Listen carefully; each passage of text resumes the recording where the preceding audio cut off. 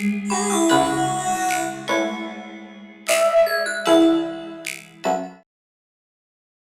നമ്മൾ പഠിക്കാൻ പോകുന്നത് വിവരാവകാശ നിയമത്തെക്കുറിച്ചാണ്. വിവരാവകാശ നിയമം, അതിന് പിന്നിൽ പ്രവർത്തിച്ച സംഘടന മസ്ദൂർ കിസാൻ ശക്തി സംഘാതൻ.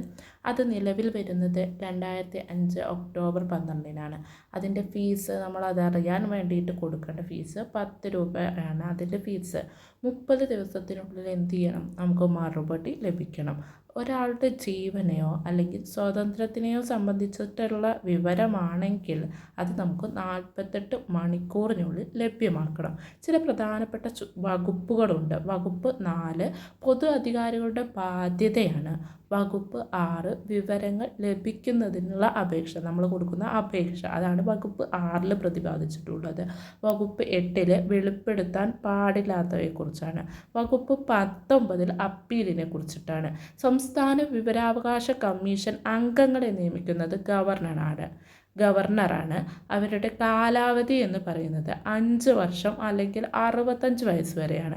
ആദ്യ അപേക്ഷ പബ്ലിക് ഇൻഫർമേഷൻ ഓഫീസർക്കാണ് നമ്മൾ കൊടുക്കേണ്ടത്. വിവരം ലഭിക്കാൻ സംസ്ഥാന മനുഷ്യാവകാശ കമ്മീഷൻ എന്ത് ചെയ്യാം? എന്നിട്ട് ലഭിച്ചിട്ടില്ലെങ്കിൽ അപ്പീൽ നൽകാം. ഇനി ചില കാര്യങ്ങൾ വിവരാവകാശ നിയമത്തിൽ നിന്ന് ഒഴിവാക്കിയിട്ടുണ്ട്. അത് ചിലത് നമുക്ക് അറിയാൻ സാധിക്കില്ല. അത്തരത്തിലുള്ളതാണ് രാജ്യസുരക്ഷ സംബന്ധിച്ചത്. അതേപോലെ കോടതി നിരോധിച്ചിട്ടുള്ളത്, അതായത് നമുക്ക് ലഭിക്കില്ല, അതൊന്നും ചോദിച്ചാൽ കിട്ടില്ല. വ്യക്തിപരമായ വിവരം അത് ലഭിക്കില്ല. വാണിജ്യ വിവരം ഇതൊന്നും നമുക്ക് എന്ത് ചെയ്യില്ല? വിവരാവകാശ നിയമപ്രകാരം ലഭിക്കില്ല.